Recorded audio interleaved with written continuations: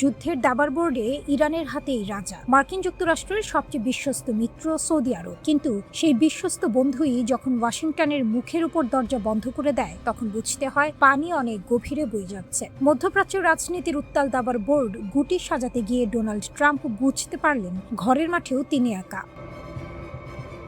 Project freedom Hormuz প্রণালীতে ইরানের অবরোধ ভাঙতে ট্রাম্প ঘোষণা দিলেন এক সামরিক অভিযানের। মার্কিন রণতরী, বায়ুশক্তি, নজরদারি সব প্রস্তুত, শুধু দরকার মাটি আর আকাশপথ। সেই পথ চাইতে গেলেন সৌদি আরবের কাছে, জবাব এলো না।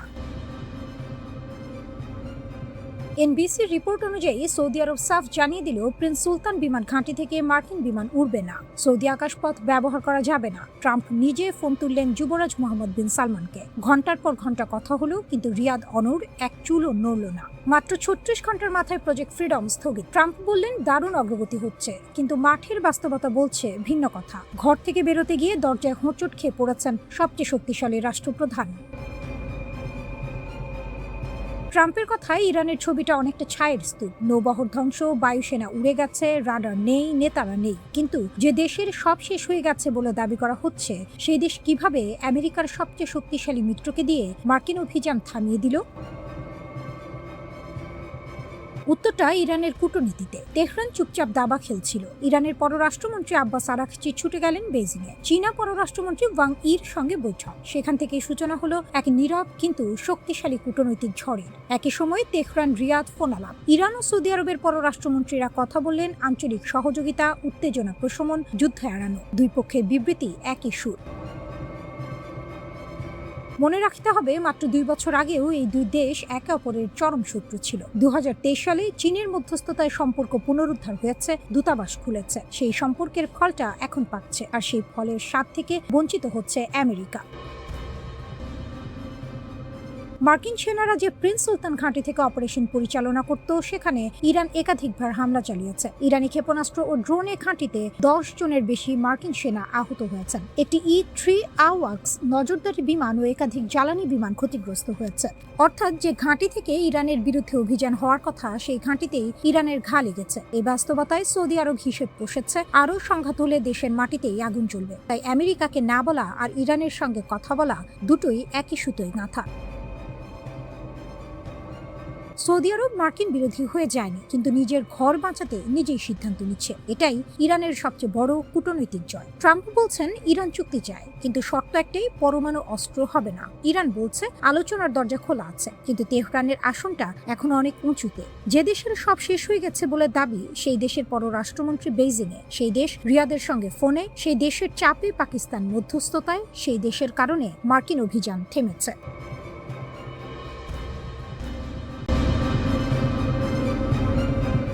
মধ্যপ্রাচ্যে যুদ্ধ যখন তীব্র থেকে তীব্রতর হচ্ছে, তখন বড় প্রশ্ন উঠছে, এই সংকটময় সময়ে ইরানের পাশে আসলে কি করছে চীন? যুক্তরাষ্ট্র ও ইসরায়েলের যৌথ হামলার মুখে তেহরান যখন পাল্টা আঘাত হানছে, তখন বেইজিংয়ের ভূমিকা চোখে পড়ার মতো হলেও সরাসরি নয়, বরং অনেকটাই হিসেবী ও কৌশলী। প্রথমেই স্পষ্ট করে বলা দরকার, চীন ইরানের ঘনিষ্ঠ মিত্র হলেও এই সম্পর্ক পুরোপুরি স্বার্থভিত্তিক। চীনের জন্য ইরান মূলত সস্তা তেলের বড় উৎস। কঠোর নিষেধাজ্ঞার কারণে ইরান কম দামে তেল বিক্রি করতে বাধ্য হয়, আর সেই সুযোগটাই কাজে লাগায় চীন। ইরানের তেল রপ্তানির বড় অংশই যায় চীনের বাজারে, যা তেহরানের অর্থনীতিকে টিকিয়ে রাখার জন্য অত্যন্ত গুরুত্বপূর্ণ।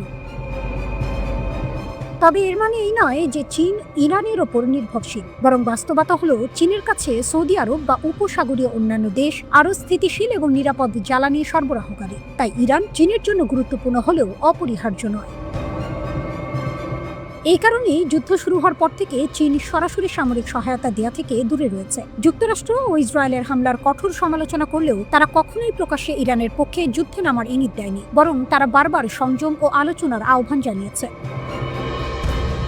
তবে একেবারে হাত গুটিয়ে বসে নেই বেইজিং। পরোক্ষভাবে কিছু সহায়তার ইঙ্গিত মিলছে। ধারণা করা হচ্ছে ইরানের ক্ষেপণাস্ত্র ও ড্রোন এখন আগের চেয়ে অনেক বেশি নিখুঁতভাবে লক্ষ্যভেদ করতে পারছে, আর এর পেছনে চীনের উপগ্রহ নির্দেশনা ব্যবস্থার ভূমিকা থাকতে পারে। এছাড়া অতীতে ড্রোন প্রযুক্তি, কিছু রাসায়নিক উপাদান এবং সম্ভাব্য গোয়েন্দা তথ্য আদান প্রদানের কথাও উঠে এসেছে।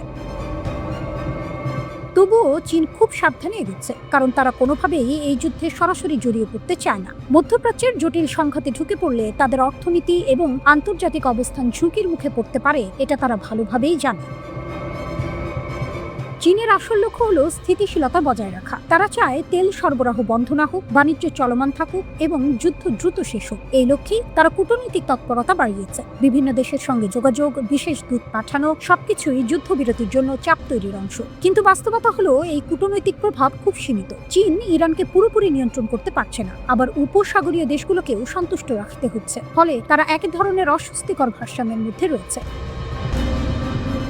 এই যুদ্ধ চীনের জন্য একদিকে সুযোগ, অন্যদিকে বড় ঝুঁকি। সুযোগ হলো যুক্তরাষ্ট্র এই যুদ্ধে জড়িয়ে পড়ে নিজেদের শক্তি ও প্রভাব ক্ষয় করছে, যা চীনের জন্য কৌশলগত সুবিধা তৈরি করতে পারে। কিন্তু ঝুঁকিও কম নয়। তেলের দাম বাড়ছে, সরবরাহের সমস্যা হচ্ছে, আর এর প্রভাব সরাসরি পড়ছে চীনের অর্থনীতিতে।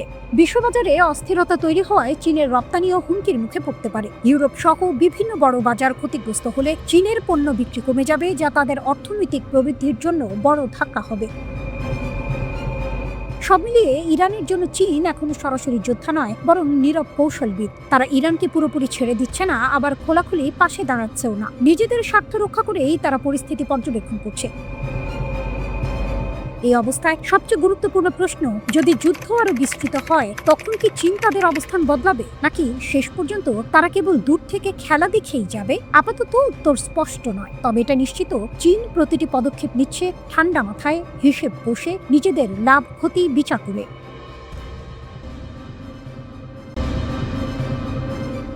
হিজবুল্লাহ এবং ইরানের সমন্বিত ও বিধ্বংসী হামলায় ইসরায়েলের বিভিন্ন শহর এখন কার্যত রণক্ষেত্রে পরিণত হয়েছে। বিশেষ করে ইসরায়েলের উত্তরাঞ্চলীয় গুরুত্বপূর্ণ শহর হাইফাকে লক্ষ্য করে হিজবুল্লাহর সরাসরি হামলা এই সংঘাতকে এক নতুন ও বিপজ্জনক মাত্রায় নিয়ে গেছে। হাইফার তেল শোধনাগার ও নৌঘাঁটিতে আঘাত। প্রতিবেদনে জানা গেছে, হিজবুল্লাহ হাইফার একটি গুরুত্বপূর্ণ নৌঘাঁটি লক্ষ্য করে একই ঝাঁক উন্নত ক্ষেপণাস্ত্র নিক্ষেপ করেছে। এই হামলার পরপরই হাইফার বিশালাকার তেল শোধনাগারে ভয়াবহ অগ্নিকাণ্ড ঘটে। শোধনাগারের পরিকাঠামো এবং ইসরায়েলের অন্যতম প্রধান জ্বালানি কোম্পানি বাজান গ্রুপের একটি স্থাপনা সরাসরি ক্ষতিগ্রস্ত হয়েছে। সিসিটিভি ফুটেজে দেখা গেছে, ইরানি প্রতিশোধমূলক ক্ষেপণাস্ত্রগুলো সরাসরি শহরের গুরুত্বপূর্ণ অবকাঠামোতে আঘাত হানছে। যদিও ইসরায়েলি ফায়ার সার্ভিস দ্রুত আগুন নিয়ন্ত্রণে আনার দাবি করেছে, তবে এই হামলা ইসরায়েলের জ্বালানি নিরাপত্তার উপর বড় ধরনের আঘাত হিসেবে দেখা হচ্ছে। একযোগে বহুমুখী হামলা শুধু হাইফা নয়, যুদ্ধের পরিধি এখন ইসরায়েলের গভীরে ছড়িয়ে পড়েছে। দক্ষিণ ইসরায়েলের দিমোনা, তেল আবিব এবং বীরশেবা এলাকাগুলোকেও লক্ষ্যবস্তু করা হয়েছে। মাত্র 30 মিনিটের ব্যবধানে ইরান 3টি পৃথক ক্ষেপণাস্ত্র বহর নিক্ষেপ করে। বীরশেবার একটি শিল্পাঞ্চলে ক্ষেপণাস্ত্র আঘাত হানার পর সেখানে বিষাক্ত রাসায়নিক লিকের আশঙ্কা দেখা দিয়েছে। এছাড়া একটি কীটনাশক ট্যাঙ্কে আগুন লেগে আকাশ কালো ধোঁয়ায় ঢেকে যায়, যা পরিবেশগত বিপর্যয়ের ঝুঁকি তৈরি করেছে। উত্তরাঞ্চলীয় সীমান্তে রক্তক্ষয়ী সংঘর্ষ।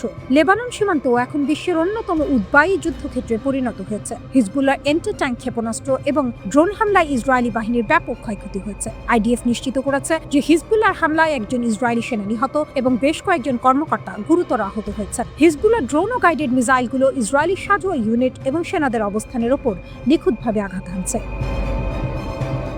ইরানি সংবাদ মাধ্যম দাবি করেছে যে সংঘাত শুরু হওয়ার পর থেকে হিজবুল্লাহ অন্তত 114টি ইসরায়েলি ট্যাঙ্ক ধ্বংস করেছে। যদিও ইসরায়েলি সামরিক বাহিনী এই দাবিকে অতিরঞ্জিত বলে প্রত্যাখ্যান করেছে, তবে মাঠ পর্যায়ের চিত্র বলছে হিজবুল্লাহর হামলার সক্ষমতা এবং রণকৌশল আগের চেয়ে অনেক বেশি উন্নত ও বিধ্বংসী হয়ে উঠেছে।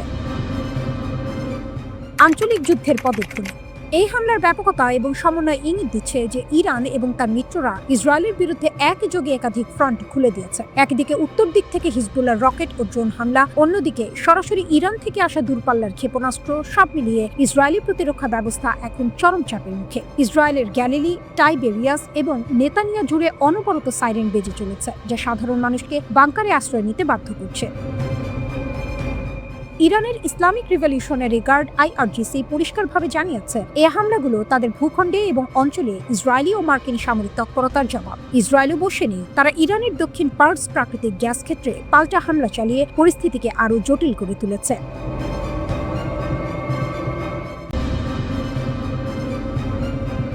ইয়েমেনের প্রতিরোধের মুখে এক অভাবনীয় ঘটনা ঘটেছে বলে দাবি উঠেছে। মার্কিন শক্তিশালী বিমানবাহী রণতরী পিছু হটতে বাধ্য হয়েছে। এই ঘটনাকে বড় বিজয় হিসেবে তুলে ধরেছেন ইরানের বিপ্লবী গার্ড বাহিনীর কুদস ফোর্সের কমান্ডার ইসমাইল কায়েনি। তার মতে এটি শুধু একটি সামরিক সাফল্য নয়, বরং পুরো অঞ্চলে শক্তির ভারসাম্য বদলে দেওয়ার মতো ঘটনা।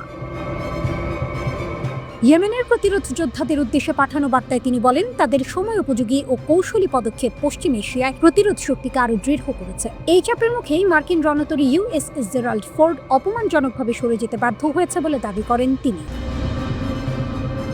কায়েনের বক্তব্য অনুযায়ী এই বিশাল যুদ্ধজাহাজটি দীর্ঘদিন ইয়েমেন উপকূলের কাছাকাছি অবস্থান করছিল। ইয়ানবু ও জেদ্দার মাঝামাঝি জলসীমায় প্রায় 2 সপ্তাহের বেশি সময় ধরে তারা অবস্থান নেয়, কিন্তু শেষ পর্যন্ত কোনো উপায় না দেখে তারা পিছু হটে যায়। তিনি ইঙ্গিত দেন, এই পিছু হটার পেছনে ইয়েমেনের ভৌগোলিক অবস্থান ও যোদ্ধাদের সাহসিকতা বড় ভূমিকা রেখেছে। তিনি আরো বলেন, যারা এই ঘটনার ব্যাখ্যা খুঁজছেন তাদের বুঝতে হবে ইয়েমেনের পাহাড়, ভূখণ্ড এবং প্রতিরোধী এর আসল রহস্য। এই প্রতিরোধ শুধু একটি যুদ্ধ নয়, বরং একটি বার্তা। মধ্যপ্রাচ্যে আর আগের মতো একতরফা আধিপত্য চলবে না।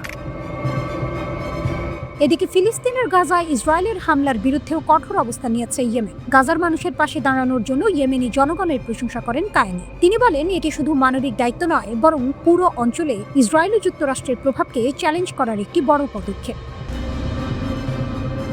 কায়েনি স্পষ্ট করে দিয়েছেন, তাদের দেশ প্রতিরোধ যোদ্ধাদের পাশে থাকবে। তার মতে, ইয়েমেনের এই সাফল্য দেশটির দীর্ঘদিনের অবরোধ ভাঙার পথ তৈরি করতে পারে। লোহিত সাগরে ইতোমধ্যে ইয়েমেনি যোদ্ধারা ইসরায়েল সংশ্লিষ্ট জাহাজ এবং মার্কিন উপস্থিতির বিরুদ্ধে ধারাবাহিক আক্রমণ চালিয়ে যাচ্ছে। এই পরিস্থিতি পুরো অঞ্চলের শক্তির সমীকরণ বদলে দিচ্ছে বলে মনে করা হচ্ছে।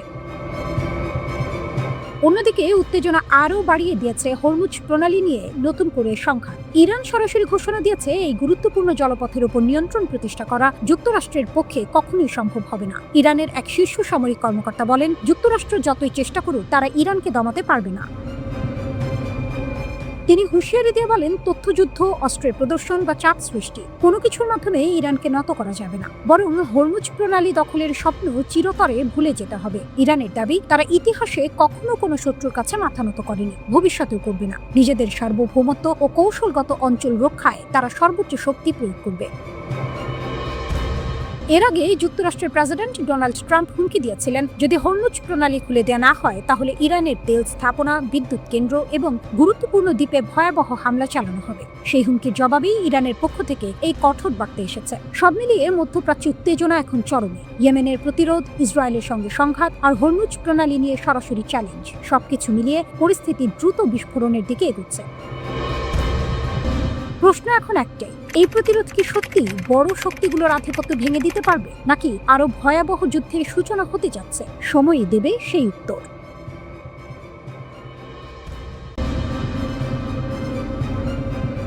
মধ্যপ্রাচ্যের যুদ্ধ হঠাৎ করেই এক নতুন ভয়ঙ্কর মোড়ে ঢুকে পড়ছে। এতদিন পরোক্ষভাবে যুক্ত থাকা দেশগুলো এখন সরাসরি যুদ্ধে নামার প্রস্তুতি নিচ্ছে। আর এই উত্তপ্ত পরিস্থিতিতে সবচেয়ে বড় চমক, সংযুক্ত আরব আমিরাত এখন যুক্তরাষ্ট্র ও ইসরায়েলের পাশে দাঁড়িয়ে সরাসরি সামরিক পদক্ষেপ নিতে পারে। এই সিদ্ধান্ত যদি বাস্তবে রূপ নেয় তাহলে পুরো অঞ্চলই আরো বড় সংঘাতে জড়িয়ে পড়বে। সবকিছুর কেন্দ্রবিন্দু এখন হরমুজ প্রণালী, বিশ্বের অন্যতম গুরুত্বপূর্ণ তেল পরিবহন পথ। এই সরু জলপথ দিয়ে বিশ্বের প্রায় 20% তেল পরিবাহিত হয়, কিন্তু বর্তমানে ইরান কার্যত এই পথ নিয়ন্ত্রণে নিয়ে ফেলেছে, যার ফলে বিশ্ববাজারে তেলের সরবরাহ ভয়াবহভাবে ব্যাহত হচ্ছে। এমন পরিস্থিতিতে ইউএই আর চুপ করে বসে থাকতে চায় না। আরব কূটনীতিকদের মতে দেশটি এখন সক্রিয়ভাবে পরিকল্পনা করছে কিভাবে সামরিক শক্তি ব্যবহার করে এই প্রণালী আবার খুলে দেওয়া যায়। শুধু তাই নয়, তারা জাতিসংঘ নিরাপত্তা পরিষদে একটি প্রস্তাব আনার চেষ্টা করছে, যাতে সামরিক পদক্ষেপের অনুমোদন পাওয়া যায়। একই সঙ্গে ইউরোপ ও এশিয়ার বড় শক্তিগুলোকে নিয়ে একটি জোট গঠনের কথাও বলা হচ্ছে, যাদের একটাই লক্ষ্য, প্রয়োজনে শক্তি প্রয়োগ করে হরমুজ প্রণালী খুলে দেওয়া। ইতোমধ্যে ইউএই সামরিক বিকল্পগুলো খতিয়ে দেখছে। এর মধ্যে রয়েছে সমুদ্রে পেতে রাখা মাইন পরিষ্কার করা, নৌবাহিনীর সহায়তা দেয়া, এমনকি সরাসরি যুদ্ধে অংশ নেওয়া। এমনকি ইরানের নিয়ন্ত্রণে থাকা বিতর্কিত দ্বীপ আবু মুসার মতো কৌশলগত জায়গাগুলো লক্ষ্যবস্তু হতে পারে বলেও আলোচনা চলছে। এটি ইউএই এর জন্য একটি বড় পরিবর্তন। এতদিন তারা ইরানের সঙ্গে অর্থনৈতিক ও কূটনৈতিক সম্পর্ক বজায় রেখে এক ধরনের ভারসাম্য নীতি অনুসরণ করত। বিশেষ করে দুবাই ছিল ইরানের সঙ্গে ব্যবসার একটি বড় কেন্দ্র, কিন্তু এখন সেই ভারসাম্য ভেঙে পড়ছে। বিশ্লেষকরা বলছেন, কারণটা স্পষ্ট, যুদ্ধ এখন ইউএই এর দরজায় এসে পৌঁছেছে। ইরান গত কয়েকদিনে ডজন ডজন ক্ষেপণাস্ত্র ও ড্রোন হামলা চালিয়েছে আমিরাতের উপর। পুরো সংঘাত জুড়ে প্রায় 2500টির মতো প্রজেক্টাইল নিক্ষেপ করা হয়েছে বলে জানা গেছে। ইরান সরাসরি হুঁশিয়ারি দিয়েছে, যদি ইউএই যুক্তরাষ্ট্র ও ইসরায়েলের সঙ্গে যুদ্ধে জড়ায় তাহলে তাদের উপর আরো ভয়াবহ হামলা চালানো হবে। এদিকে উপসাগরীয় অন্যান্য দেশ যেমন সৌদি আরব ও বাহরাইনও ধীরে ধীরে ইরানের বিপক্ষে অবস্থান নিচ্ছে। বাহরাইন ইতোমধ্যে জাতিসংঘের প্রস্তাবকে সমর্থন জানিয়েছে, তবে তারা এখনো সরাসরি সেনা পাঠানোর সিদ্ধান্ত নেয়নি। এই অবস্থায় ইউএই যদি প্রথম দেশ হিসেবে সরাসরি যুদ্ধে নামে, তাহলে তা পুরো অঞ্চলের জন্য এক বিস্ফোরক পরিস্থিতি তৈরি করবে। অন্যদিকে যুক্তরাষ্ট্রের অবস্থান কিছুটা দ্বিধাগ্রস্ত। প্রেসিডেন্ট ডোনাল্ড ট্রাম্প একদিকে যুদ্ধ শেষ করার ইঙ্গিত দিচ্ছেন, অন্যদিকে নতুন করে সেনা মোতায়েন করছেন। তিনি নাকি বলেছেন হরমুজ প্রণালী পুরোপুরি খোলা না হলেও যুদ্ধ শেষ করতে রাজি আছেন। এটি একটি বড় কৌশলগত পরিবর্তন, কারণ এতদিন এই প্রণালী খোলা রাখা ছিল যুক্তরাষ্ট্রের অন্যতম প্রধান লক্ষ্য। তবে ট্রাম্প মনে করছেন জোর করে এই পথ খুলতে গেলে যুদ্ধ আরো দীর্ঘায়িত হবে। তাই তিনি এখন ইরানের নৌবাহিনী দুর্বল করা, ক্ষেপণাস্ত্র সক্ষমতা কমানো এবং পরে কূটনৈতিক চাপ তৈরি করার পরিকল্পনায় এগোচ্ছেন।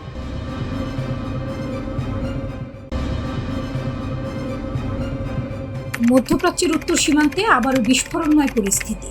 রকেট, ড্রোন আর পাল্টা হামলায় আগুন জ্বলছে যুদ্ধের নতুন ফ্রন্টে। লেবানন থেকে একযোগে 50টির বেশি রকেট ছুড়ে মেরেছে সশস্ত্র গোষ্ঠী হিজবুল্লাহ। লক্ষ্য ছিল ইসরায়েলের উত্তরাঞ্চল।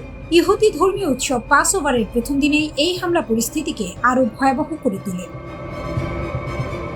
হামলার সঙ্গে সঙ্গে সাইরেন বেজে ওঠে পুরো উত্তর ইসরায়েল জুড়ে। হাজার হাজার মানুষ দৌড়ে আশ্রয়কেন্দ্রে ঢুকে পড়ে। সীমান্তবর্তী শহর কিরিয়াত সিমোনা এ একটি রকেট আঘাত হানলে অন্তত 2 জন আহত হন। আতঙ্ক আর বিশৃঙ্খলায় উৎসবের আমেজ মুহূর্তেই বদলে যায় যুদ্ধক্ষেত্রে।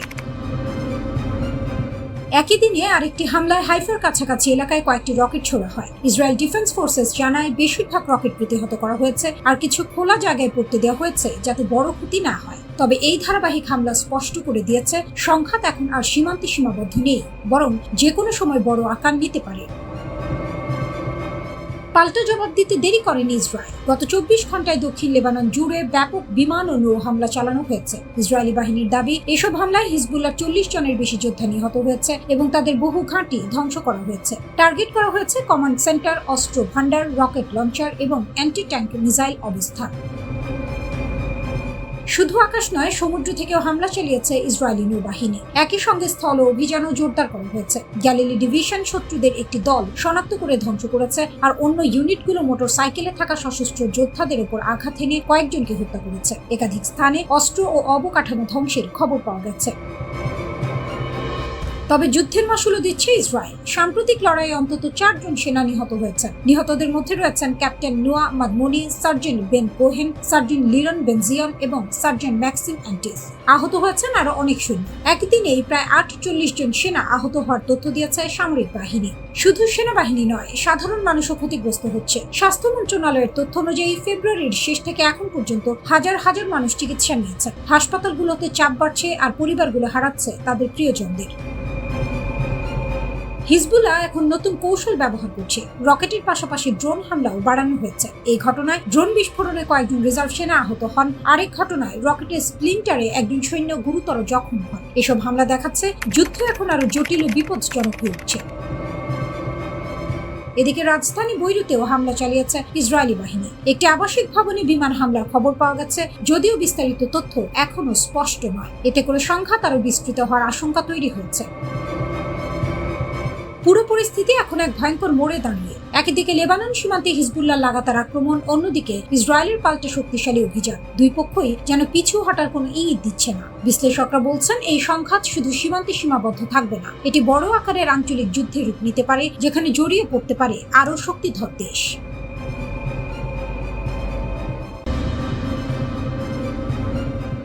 ইরান বলছে তারা যুক্তরাষ্ট্রের আকাশ শক্তিতে বড় ধাক্কা দিয়েছে।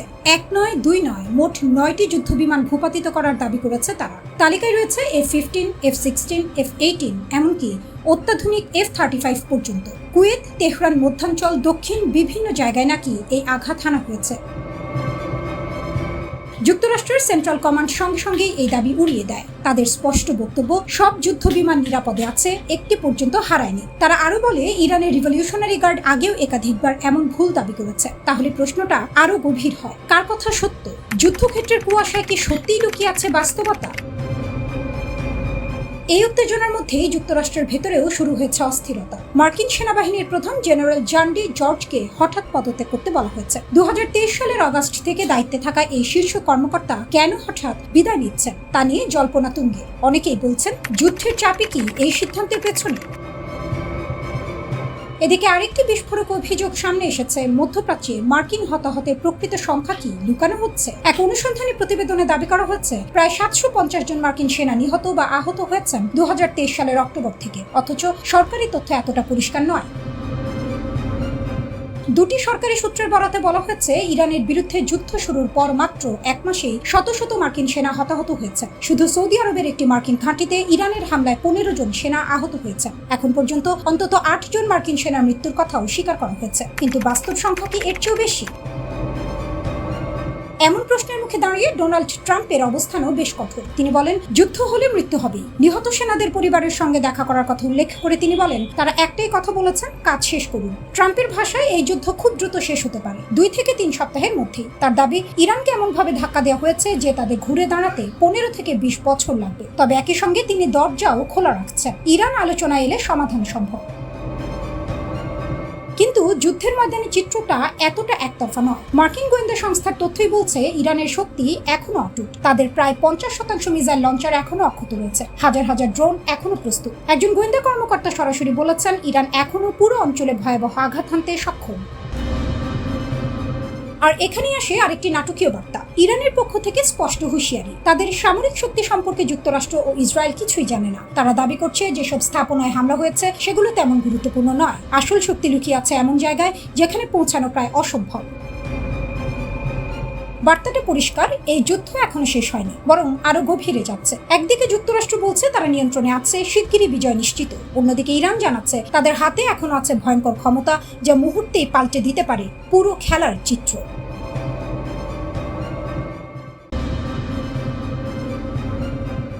ইরান ও ইসরায়েলের মধ্যকার চলমান রক্তক্ষয়ী সংঘাতের মধ্যেই এক বিস্ফোরক তথ্য ফাঁস করেছে মার্কিন সংবাদ মাধ্যম দ্য ওয়াশিংটন পোস্ট। জানা গেছে, যুদ্ধের ময়দানে মার্কিন বাহিনীর প্রতিটি পদক্ষেপ, প্রতিটি নিঃশ্বাস এখন চীনের কৃত্রিম বুদ্ধিমত্তা বা এআই এর কঠোর নজরদারিতে রয়েছে। চীন সরকার প্রকাশ্যে শান্তি আলোচনা আর যুদ্ধবিরতির কথা বললেও তাদের বেসরকারি কোম্পানিগুলো গোপনে যুক্তরাষ্ট্রের সামরিক গোপনীয়তাকে নিলামে তুলেছে। ওপেন সোর্স ডেটা যখন মারণাস্ত্র। প্রতিবেদনে বলা হয়েছে, চীনের একদল বেসরকারি প্রযুক্তি প্রতিষ্ঠান কৃত্রিম বুদ্ধিমত্তাকে ব্যবহার করে এক অভাবনীয় নজরদারি জাল বুনেছে। তারা কেবল স্যাটেলাইট ছবি নয়, বরং ইন্টারনেটে থাকা উন্মুক্ত তথ্য বা ওপেন সোর্স ডেটা, যেমন ফ্লাইট ট্র্যাকার এবং জাহাজের গতিবিধি সংক্রান্ত তথ্য একত্রিত করছে। এরপর অত্যন্ত শক্তিশালী এআই অ্যালগোরিদমের মাধ্যমে সেগুলো বিশ্লেষণ করে বের করে আনছে মার্কিন বাহিনীর অতি গোপন সব অবস্থান। 5 সপ্তাহ আগে ইসরায়েল ও ইরানের মধ্যে সরাসরি সংঘাত শুরু হওয়ার পর থেকে এই নজরদারির গতি বহুগুণ বেড়ে যাচ্ছে। যুক্তরাষ্ট্রের শক্তিশালী বিমানবাহী রণতরী কোথায় অবস্থান করছে, সৌদি আরব বা কাতারের গোপন ঘাঁটিতে কয়টি যুদ্ধ বিমান মোতায়েন আছে, তার খুঁটিনাটি তথ্য এখন চীনা কোম্পানিগুলোর হাতের মুঠোয়। নজরদারির লক্ষ্যবস্তু, রণতরী থেকে স্টেলথ বোমারু বিমান। চীনা কোম্পানি মিজার ভিশন এবং জিং আন টেকনোলজি দাবি করেছে তাদের প্রযুক্তি মার্কিন বাহিনীর অদৃশ্য মুভমেন্টও শনাক্ত করতে সক্ষম। B2A স্পিরিট স্টেলথ বোমারু বিমান, যে বিমানকে রাডারে ধরা প্রায় অসম্ভব বলা হয়, সেটির অবস্থানও শনাক্ত করার দাবি করছে তারা। জ্বালানি বিশ্লেষণ, মার্কিন রণতরীগুলো কখন এবং কতটুকু জ্বালানি নিচ্ছে তা বিশ্লেষণ করে তারা বলে দিচ্ছে জাহাজটি পরবর্তী কোন দিকে যাত্রা করবে। রিয়েল টাইম ট্র্যাকিং, পশ্চিমা ও চীনা তথ্যের সংমিশ্রণে তারা যুদ্ধক্ষেত্রে মার্কিন সামরিক কার্যক্রমে লাইভ আপডেট দিচ্ছে। চীনের সিভিল মিলিটারি ইন্টিগ্রেশন কৌশল, ওয়াশিংটনের কপালে চিন্তার ভাঁজ পড়ার মূল কারণ হলো চীনের এই চতুর কৌশল। একে বলা হচ্ছে সিভিল মিলিটারি ইন্টিগ্রেশন, অর্থাৎ প্রযুক্তি উদ্ভাবন করছে বেসরকারি কোম্পানি, কিন্তু তার সুফল ভোগ করছে দেশটির সামরিক বাহিনী। এর ফলে চীন সরকার সরাসরি যুদ্ধে না জড়িয়েও মার্কিন সামরিক শক্তির দুর্বলতাগুলো মেপে নিতে পারছে। প্রয়োজনের সময় দায় এড়ানোর মোক্ষম অস্ত্র এটি। তারা বলতে পারবে এটি বেসরকারি প্রতিষ্ঠানের বাণিজ্যিক কাজ, সরকারের নয়। ওয়াশিংটনে উদ্বেগের দাবানল। এই প্রতিবেদন প্রকাশের পর মার্কিন কংগ্রেসে রীতিমতো হুলস্থুল পড়ে গেছে। কংগ্রেসের চীন বিষয়ক কমিটি কড়া বিবৃতিতে জানিয়েছে, চায়না কমিউনিস্ট পার্টি সিসিপি সংশ্লিষ্ট কোম্পানিগুলো এআই কে এখন যুক্তরাষ্ট্রের বিরুদ্ধে সরাসরি যুদ্ধক্ষেত্রে নজরদারির অস্ত্রে পরিণত করেছে।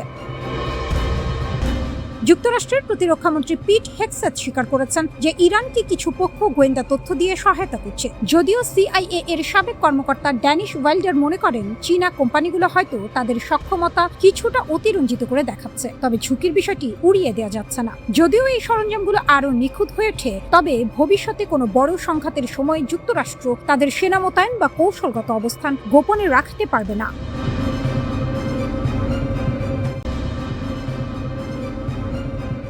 মধ্যপ্রাচ্যের আকাশে মার্কিন দাপটের অবসান, ইরানের সাইলেন্ট কিলার ও উত্তর কোরিয়ার গোপন হাত।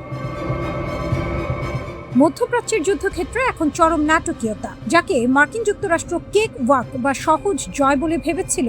ইরান যুদ্ধের পঞ্চম সপ্তাহে এসে সেই ধারণাটি এখন ওয়াশিংটনের জন্য এক দুঃস্বপ্নে পরিণত হয়েছে। যে খবরগুলো সামনে এসেছে তা পেন্টাগনের ভেতরে ভয়ের কাঁপন ধরিয়ে দিয়েছে। আধুনিক যুদ্ধ বিমান থেকে শুরু করে ব্ল্যাক হক হেলিকপ্টার সবই এখন ইরানের অদৃশ্য কামড়ের শিকার। আকাশ থেকে ঝরছে মার্কিন দম্ভ। মার্কিন প্রেসিডেন্ট ডোনাল্ড ট্রাম্প এবং ইসরায়েলি প্রধানমন্ত্রী বেনিয়ামিন নেতানিয়াহু বারবার দাবি করেছিলেন যে ইরানের প্রতিরক্ষা ব্যবস্থা গুঁড়িয়ে দেওয়া হয়েছে, কিন্তু যুদ্ধের ময়দান বলছে ভিন্ন কথা। গত কয়েকদিনে আমেরিকার 4.5 প্রজন্মের অত্যাধুনিক F-15E স্ট্রাইক ইগল এবং একটি A-10 হোয়াইট হক অ্যাটাক এয়ারক্রাফট ভূপাতিত হওয়ার খবর পাওয়া গেছে। শুধু তাই নয়, উদ্ধার অভিযানে যাওয়া দুটি ব্ল্যাক হক হেলিকপ্টারও ইরানি হামলায় বিধ্বস্ত হয়েছে। এমনকি পঞ্চম প্রজন্মের সবথেকে শক্তিশালী যুদ্ধবিমান F-35 আক্রান্ত হওয়ার দাবি করেছে ইরান। আমেরিকা একে সেফ ল্যান্ডিং বলে দাবি করলেও সামরিক বিশেষজ্ঞদের মতে মার্কিন বিমান বাহিনীর জন্য এটি একটি কালো ও লজ্জাজনক অধ্যায়। ইরানের সাইলেন্ট কিলার মজিদ। পরাক্রম সালে মার্কিন বিমানগুলো কেন রাডারে ধরা পড়ার আগেই ধ্বংস হচ্ছে? উত্তর হলো ইরানের নিজস্ব প্রযুক্তিতে তৈরি মজিদ এয়ার ডিফেন্স সিস্টেম। এটি একটি স্বল্প পাল্লার ক্ষেপণাস্ত্র ব্যবস্থা যা নিঃশব্দে কাজ করে। প্রথাগত রাডার সিগন্যালের বদলে এটি ব্যবহার করে প্যাসিভ ইনফ্রারেড ট্র্যাকিং। এর অর্থ হলো এই সিস্টেমটি কোনো সিগন্যাল ছড়ায় না, ফলে শত্রু বিমানের রাডারে এটি ধরা পড়ে না। যখন চালক টের পান যে তিনি লক্ষ্যবস্তু হয়েছেন, তখন অনেক দেরি হয়ে যায়। একটি ছোট মোবাইল ট্রাকে 8টি ক্ষেপণাস্ত্র নিয়ে ঘুরতে থাকা এই মজিদ এখন মার্কিন পাইলটদের কাছে জব্দ। উত্তর কোরিয়া ইরান এক ভয়ঙ্কর অক্ষশক্তি। ইরানের এই অভাবনীয় সাফল্যের পেছনে কি কেবল নিজেদের প্রযুক্তি? নিরাপত্তা বিশেষজ্ঞ ব্রুস ব্যাটলের মতে এর শেকড় আরো গভীরে। ইরানের হাতে থাকা ঘাতক মিসাইলগুলোর ডিজাইন এবং প্রযুক্তি সরবরাহ করেছে উত্তর কোরিয়া। Musudan missile. 2005 সালে উত্তর কোরিয়ার কাছ থেকে 19টি মুসুদান মিসাইল কিনেছিল ইরান। সম্প্রতি ভারত মহাসাগরের ডিয়াগো গার্সিয়া দ্বীপে মার্কিন ঘাঁটিতে যে হামলা চালানো হয়েছে তাতে এই উত্তর কোরীয় প্রযুক্তি ব্যবহারের জোরালো ইঙ্গিত পাওয়া গেছে। বিনিময়ের সমীকরণ। নিষেধাজ্ঞা কবলিত এই দুই দেশের সম্পর্ক খুব সরল। উত্তর কোরিয়া দিচ্ছে প্রযুক্তি ও অস্ত্র, আর ইরান তার বিনিময় দিচ্ছে নগদ অর্থ ও তেল। প্রশিক্ষণ ও স্থাপনা। ফিনল্যান্ড বা রাশিয়ার বদলে ইরানকে সাহায্য করছে পিয়ংইয়ং। ইরানের ইমামশর এলাকায় বিশাল মিসাইল টেস্ট ফ্যাসিলিটি এবং তাবস এলাকায় ট্র্যাকিং স্টেশন তৈরিতে সরাসরি হাত রয়েছে কিম জং উনের দেশের। যুদ্ধের নতুন নিয়ম। ইরানের হাতে এখন 1700 কিলোমিটারেরও বেশি পাল্লার ইমাদ এবং গাদর মিসাইল রয়েছে, যা অনায়াসেই ইসরায়েল এবং মধ্যপ্রাচ্যের যে কোনো মার্কিন ঘাঁটিতে আঘাত হানতে সক্ষম। উত্তর কোরিয়ার দেয়া প্রযুক্তির উপর ভিত্তি করেই ইরান আজ ব্যালিস্টিক মিসাইলের এক বিশাল ভান্ডার গড়ে তুলেছে। ওয়াশিংটন পোস্টের সাম্প্রতিক প্রতিবেদন এবং বর্তমান যুদ্ধের চিত্র এক সূত্রে গাঁথা। একদিকে চীন এআই দিয়ে নজরদারি করছে, অন্যদিকে উত্তর কোরিয়া দিচ্ছে প্রাণঘাতী মিসাইল প্রযুক্তি।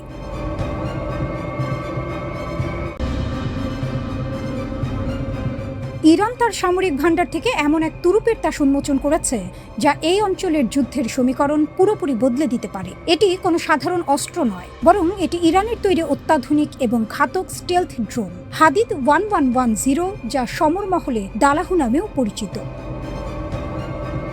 2005 সালের শুরুর দিকে প্রথম প্রকাশ্যে আসা এই ড্রোনটি এখন সরাসরি রণক্ষেত্রে মোতায়েন করা হয়েছে বলে খবর পাওয়া গেছে। তাসনিম নিউজ এজেন্সির তথ্য মতে ইরানের বিপ্লবী গার্ড বাহিনী ইতিমধ্যেই এই ড্রোন ব্যবহার করে ইসরায়েল ও মার্কিন সংশ্লিষ্ট বিভিন্ন অবস্থানে হামলা চালিয়েছে। এই ড্রোনটির বিশেষত্ব হলো এর রাডার ফাঁকি দেওয়ার ক্ষমতা। এর গঠনশৈলী বা ফ্যাসেটেড ইয়ারফ্রেম এমনভাবে তৈরি করা হয়েছে যা একে শত্রু রাডারে প্রায় অদৃশ্য করে রাখে। হাদিদ 1110 ড্রোনটি কেবল অদৃশ্যই নয়, এটি অত্যন্ত দ্রুতগামী। একটি শক্তিশালী জেট ইঞ্জিনের সাহায্যে এটি ঘন্টায় 500 কিলোমিটারেরও বেশি বেগে ছুটতে পারে। 30,000 ফুট উচ্চতায় উঠতে সক্ষম এই ড্রোনটি টানা 1 ঘন্টা আকাশে অবস্থান করে সুনির্দিষ্ট লক্ষ্যবস্তুতে আঘাত হানতে পারে। এর 30 কেজির শক্তিশালী ওয়ারহেড যে কোনো লক্ষ্যবস্তুকে মুহূর্তেই গুড়িয়ে দিতে সক্ষম। বিশারদদের মতে এই ড্রোনটি মোতায়েন করার মাধ্যমে ইরান সিগন্যাল দিচ্ছে যে তারা এখন কেবল সংখ্যার উপর নয়, বরং প্রযুক্তির দিক থেকেও ইসরায়েলের জন্য বড় চ্যালেঞ্জ হয়ে দাঁড়িয়েছে।